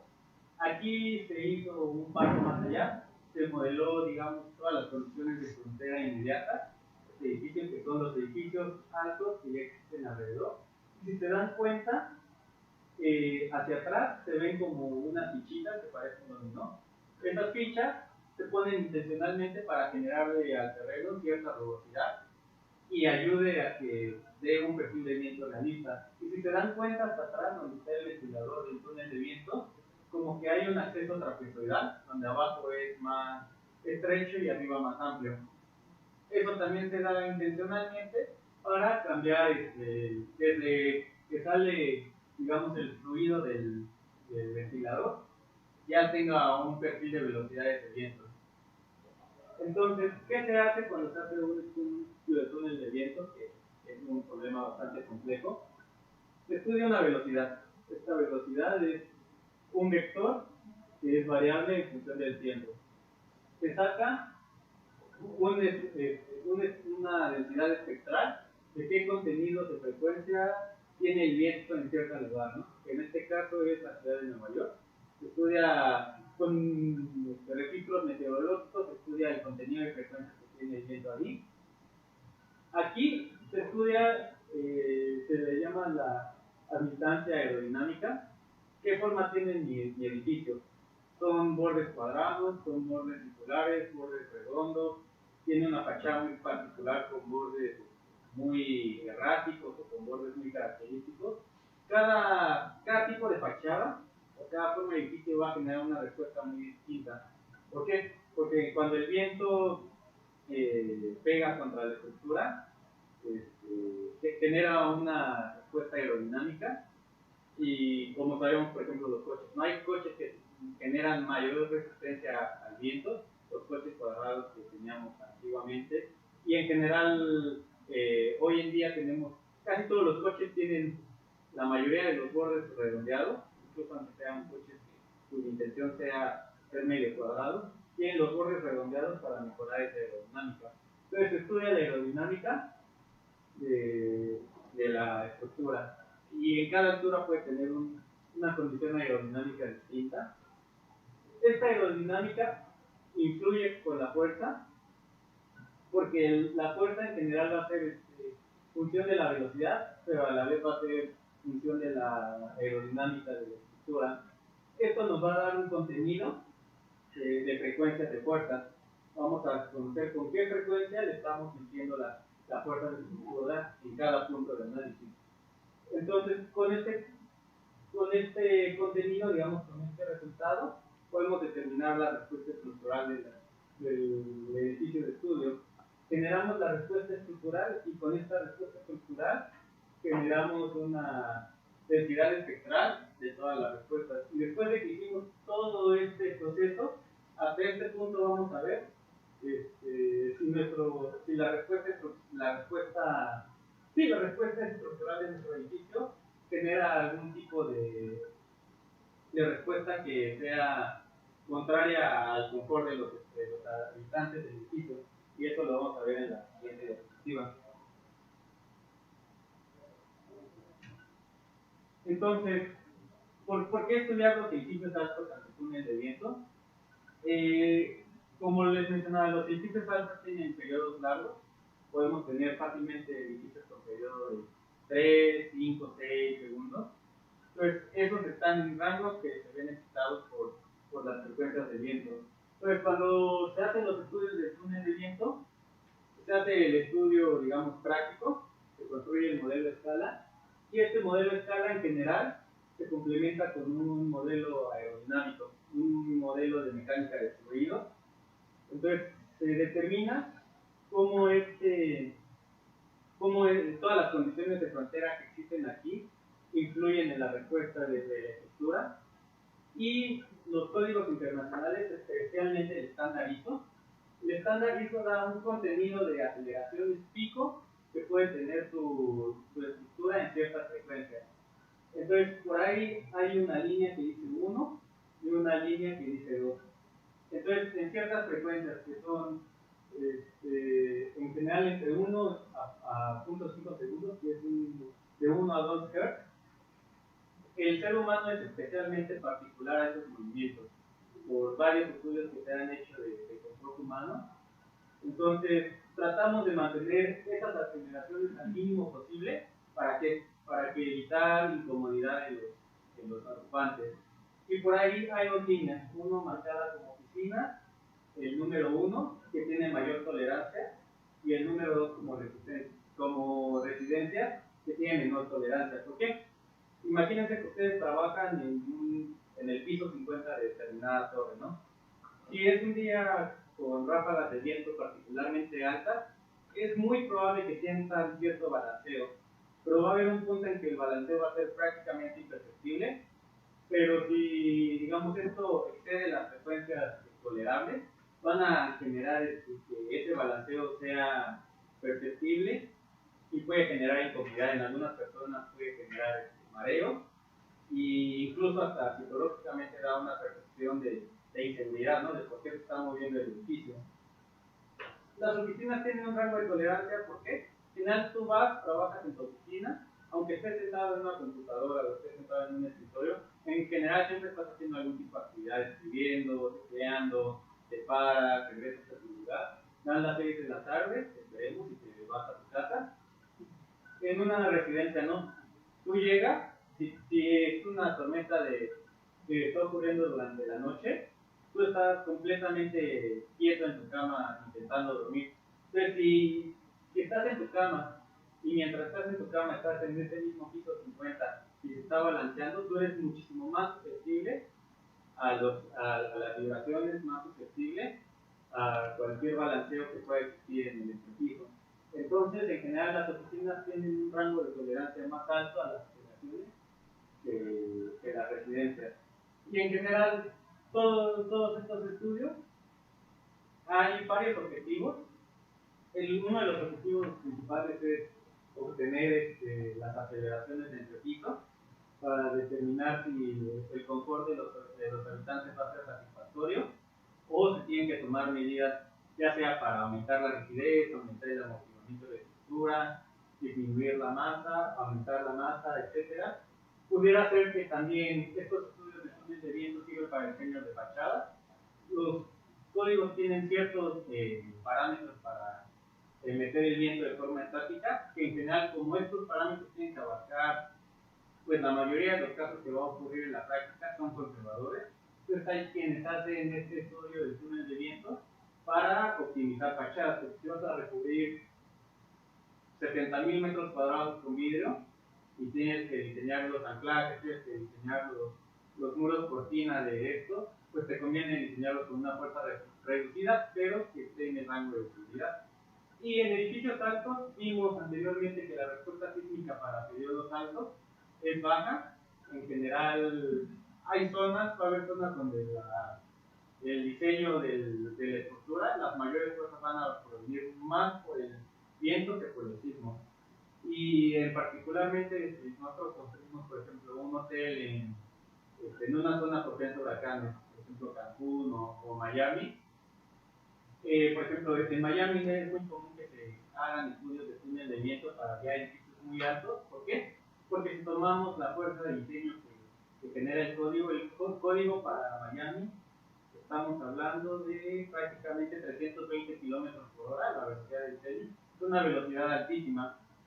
Y lo que se hace es que se genera un rango de qué direcciones son las posibles que incida el viento en la estructura, cómo se va a distribuir ese viento ya con las condiciones reales de frontera, y a veces es posible hacer algún nivel de optimización en el nivel de fuerza.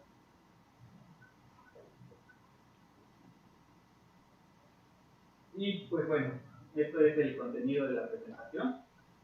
Muchas gracias por su atención y todavía nos queda 25 minutos para cualquier duda o pregunta que tengan. Gracias.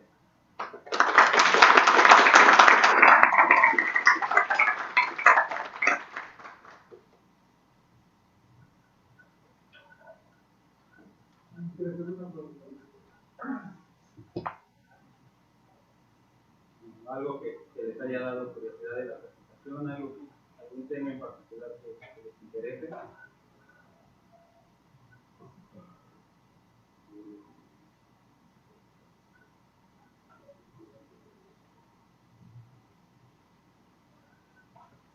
Sí. Hola, buenas tardes. En la parte de comentas que me parece que una gráfica donde hablabas de la respuesta de una división, hablabas de un nodo de control. Ese nodo de control no sé si fue tomado del modelo México. En general, porque fue en este caso, en general, cuando digo, es un tema un poquito más avanzado, pero si tú vas a resolver un análisis tiempo, historia no lineal, en general, pues cada nodo te va a dar una solución distinta, ¿no? Porque estás resolviendo la matriz de masa y la matriz de rigidez en cada instante delta t. Y en cada instante delta t estás obteniendo el equilibrio dinámico de la estructura.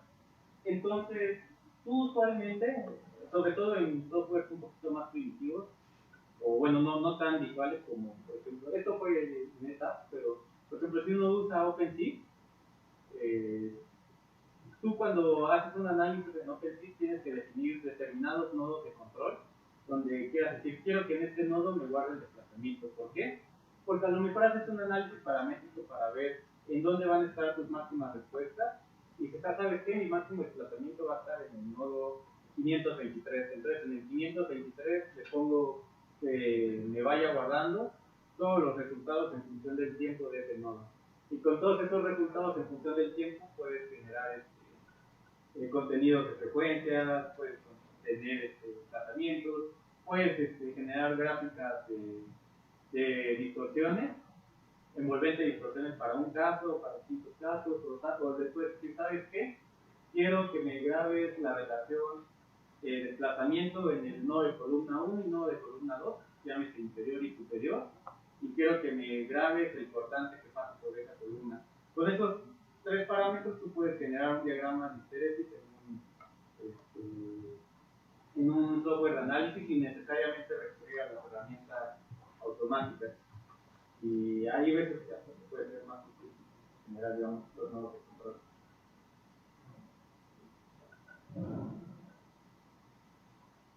¿Alguna otra pregunta? ¿Alguna inquietud?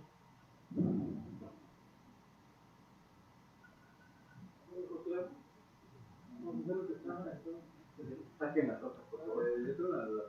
A había mencionado que normalmente para algunas estructuras hay un amortiguamiento de hasta del 80% en los códigos de diseño, ¿no? Sí. Y había comentado también que hay una incertidumbre numérica al incrementar querer incrementar el amortiguamiento. ¿Por qué?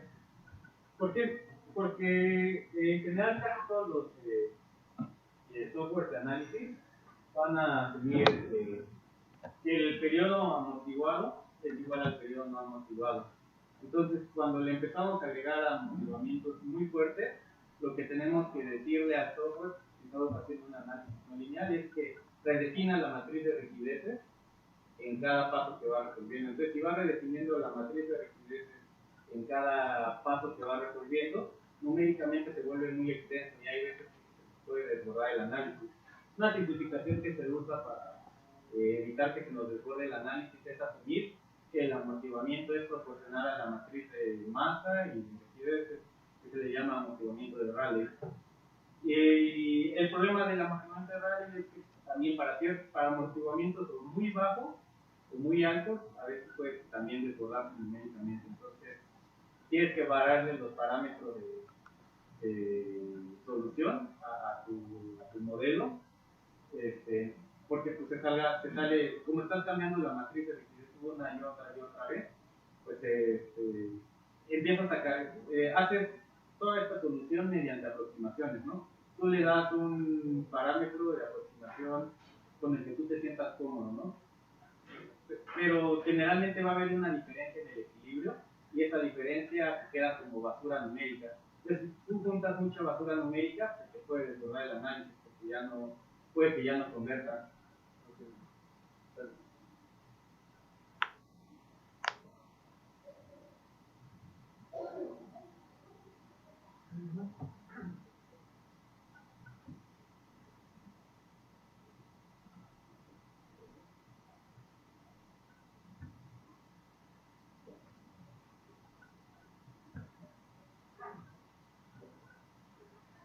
Sí. Hola, no.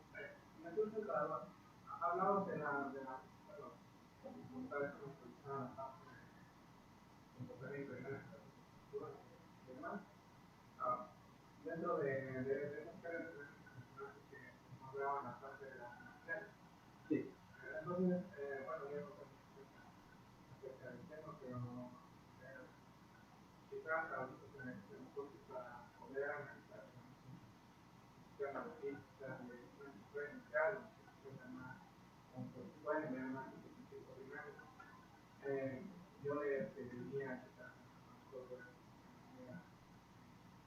puntual, que me diera, quisiera mandar su mudar para ver cuál es la respuesta que habría.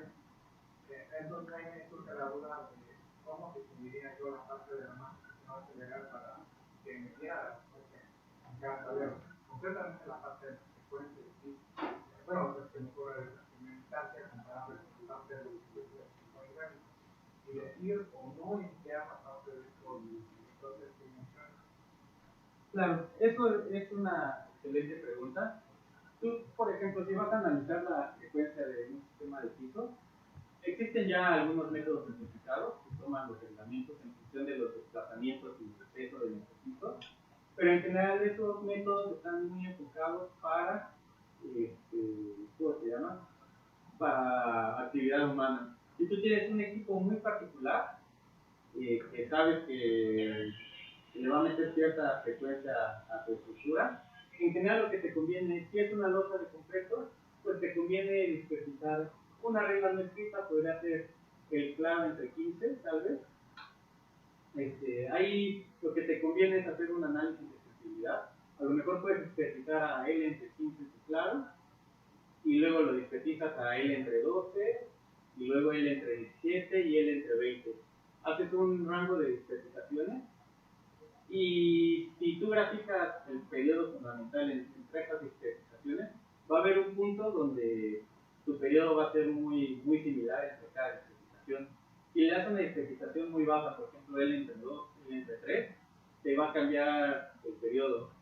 Y si tú haces una dispersación muy alta, L entre 100 por ejemplo, a lo mejor ya es tan alta la especificación que ya no hay un cambio relativo entre los periodos fundamentales, entre L entre 100 y L entre 20, por ejemplo. Son casi idénticos. Y en cambio, si usted entre 100 es un modelo pues, de la potencia de 80, ¿no? Es un modelo de la potencia de 80 más grande que un modelo de L entre 20. Y en cuanto al tema de vibración, ¿no? Si tú lo quieres analizar, lo puedes analizar, digo, en la práctica realmente no es tan común, porque en el momento que tenemos que vamos a meter una maquinaria que va a generar una respuesta dinámica, o que ya los fabricantes saben cuáles son las frecuencias que en general sus máquinas excitan a los sistemas de pisos, siempre se le va a poner algún tipo de sistema para mitigar, ¿no? Puede ser el resorte para cambiarle completamente la frecuencia, puede ser el resorte con algún tipo de goma o algún tipo de interacción que le dé un amortiguamiento suplemental. Pudiera ser el caso que, por ejemplo, alguna vez nos tocó analizar un laboratorio óptico donde medían con microscopios muy potentes, no sé muy bien qué medían, pero medían con microscopios muy potentes. Entonces, si tienes un microscopio muy potente y el sistema de piso vibra cuando alguien va caminando y tú estás grabando electrónicamente esa medición, puede salir distorsionada. Pues ahí lo que, en vez de hacer un sistema muy complejo, un análisis muy complejo, lo que simplificamos fue, ahí también, así como les enseñé que hay gráficas que relacionan el contenido de frecuencias con la aceleración permisible, ahí lo que hicimos fue irnos a aceleraciones muy bajas que eventualmente nos dieron bastante peraltada para evitar que existiera esa aceleración. Entonces, se puede, a modo experimental, sí es muy común hacer este tipo de modelos. Ya a modo práctico tomamos algunas aplicaciones y en general los fabricantes de equipos nos ayudan, nos echan un poco la mano. A menos de que no puedan sacar tus equipos, sí te van a decir, ¿sabes qué? Esto te va a afectar en tales frecuencias, con tales aplicaciones. Y eso en estructuras pasa, y hay veces que también te piden diseñar las alimentaciones ante cargas dinámicas.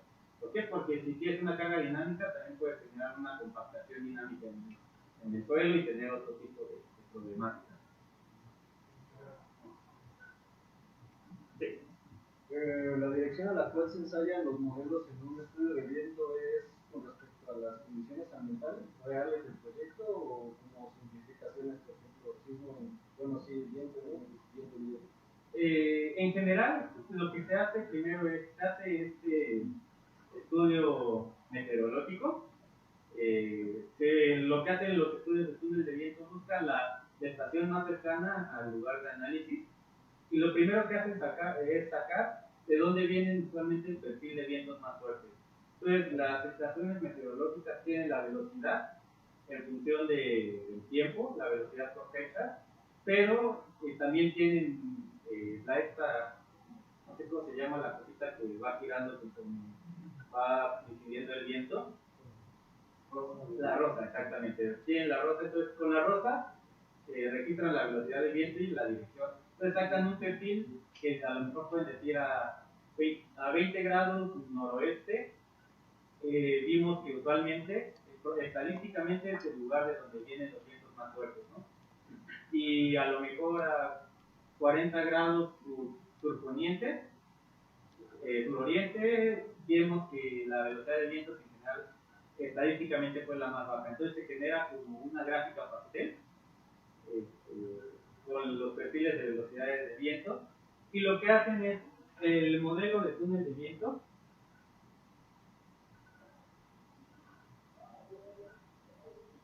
Si se dan cuenta, tiene una basecita circular en la parte inferior.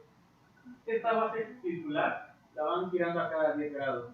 Entonces, con la información estadística de los perfiles de viento que se registran, dicen, vamos a analizar la situación norte 00, ¿no?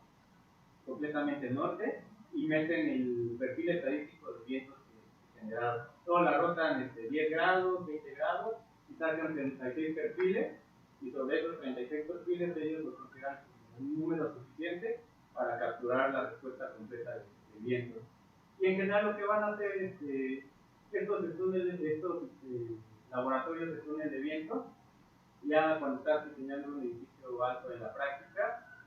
van a decir, creo que ya generamos nuestros estudios, nuestros perfiles de viento.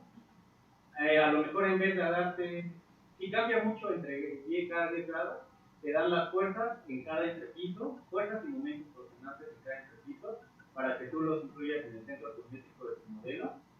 Y te dice, en el piso 50, la fuerza es 25 toneladas norte y 20 toneladas sur, y un momento torsionante de tanto, ¿no?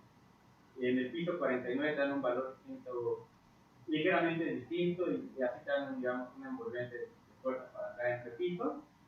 Y a la vez, si no varía mucho entre cada dirección, a veces se nos pueden dar a cada 15, a cada 20, no más de 30 grados.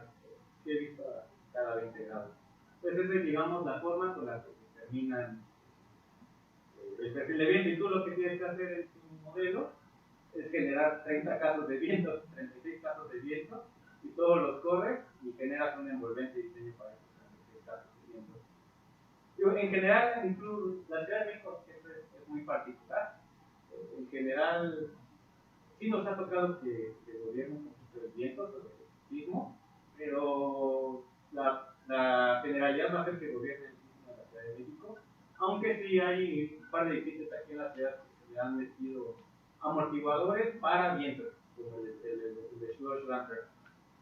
Por ahí hay un hotel en Reforma que, como está ocupado hasta el piso 52, tiene habitaciones en el piso 52, se le metió un Schloss Lamper para mitigar la aceleración por viento. Entonces, digamos, en edificios muy altos es raro saber qué te va a gobernar, si sismo o viento, hasta que no hagas tus dos estudios completos. Tú puedes sacar un paramétrico con el reglamento, pues solo te va a dar una idea, ya te puedes, digamos, mandar a afinar. Y creo que la última versión de las normas de viento, las que vienen en 2023, creo que ya va a meter que sea obligatorio el túnel de viento para ciertas actividades. No recuerdo cuál, pero ya lo va a incluir.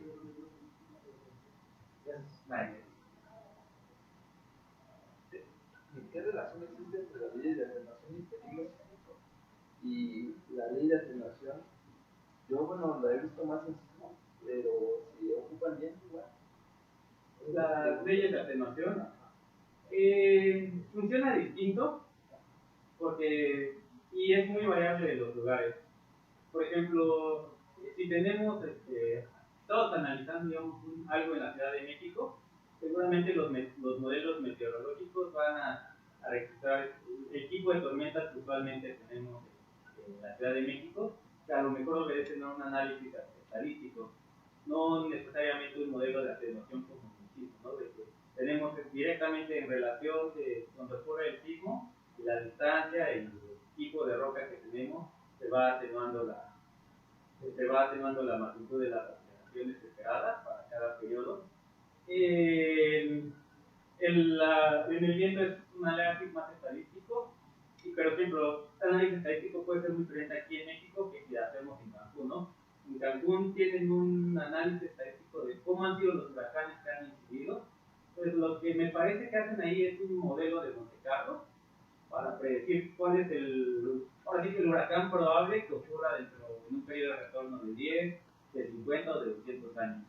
Pues son más que modelos de atenuación como los manejamos en la sísmica, son más modelos de Monte Carlo para estudiar y generar una envolvente estadística. Y la verdad, ¿qué relación tiene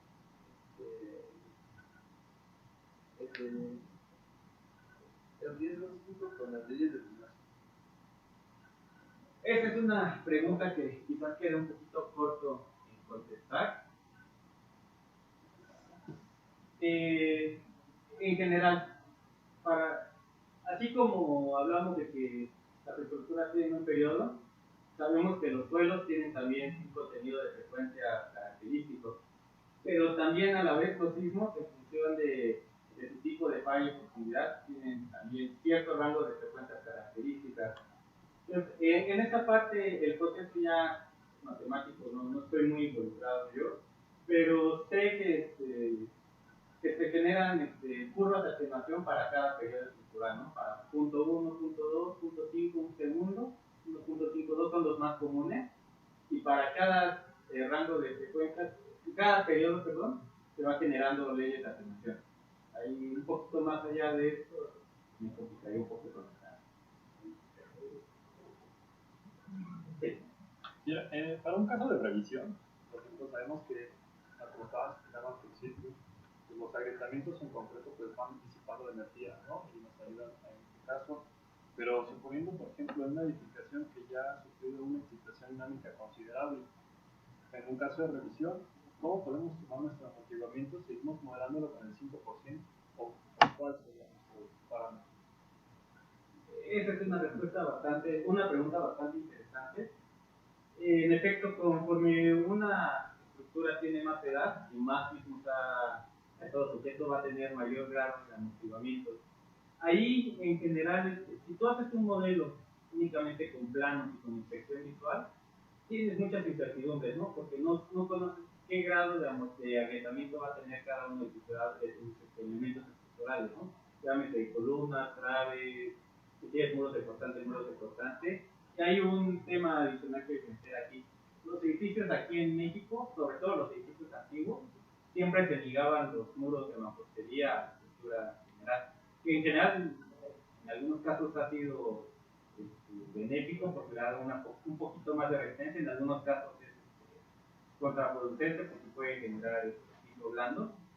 Entonces, lo que se recomienda ahí es que se haga un estudio de vibración ambiental para determinar en qué rango de periodo se encuentra tu edificio. Entonces, puedes conocer en qué rango de periodo se encuentra tu edificio ante pequeñas deformaciones, porque si tu edificio ya está muy dañado, es posible que el periodo sea variable en función de la magnitud de la carga, no por el amortiguamiento meramente, sino porque está muy agrietado. El agrietamiento ya genera una no linealidad muy pronunciada, ¿no?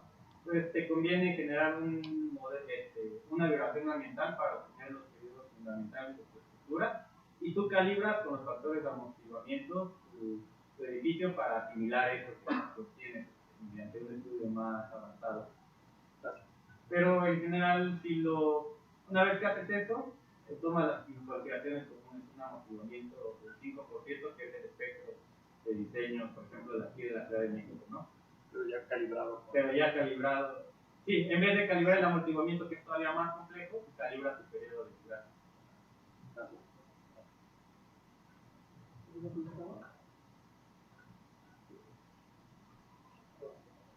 Si tenemos preguntas, recuerden que esto es justo, que vamos a ir viendo temas, digamos, que se van haciendo cada vez más, los temas se van a hacer cada vez más sofisticados o complejos. Hoy salimos en la parte básica de conceptos básicos de dinámica estructural. La intención es que mañana se dé la respuesta estructural y tienen que tener ciertos conceptos. Mañana nos van a hablar de periodos, de frecuencia, de ciertas cosas que ustedes ya lo vimos el día de hoy, ¿verdad? Cualquier cosa que tengan como dudas otros, pues lo pasen, digamos. La intención de esto es que mañana, cuando se les hable ya en estos términos, ustedes ya sean capaces de entenderlo. Y pues es interesante todo lo que estamos viendo, porque al final de cuentas les van a dar información de algo innovador, algo que se está haciendo, digamos, en la actualidad.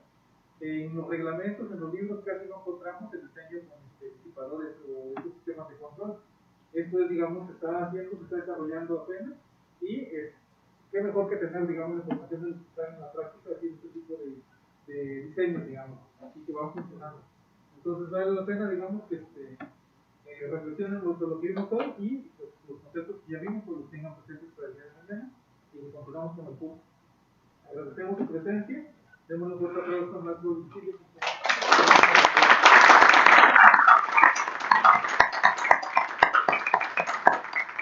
Los esperamos mañana. Gracias.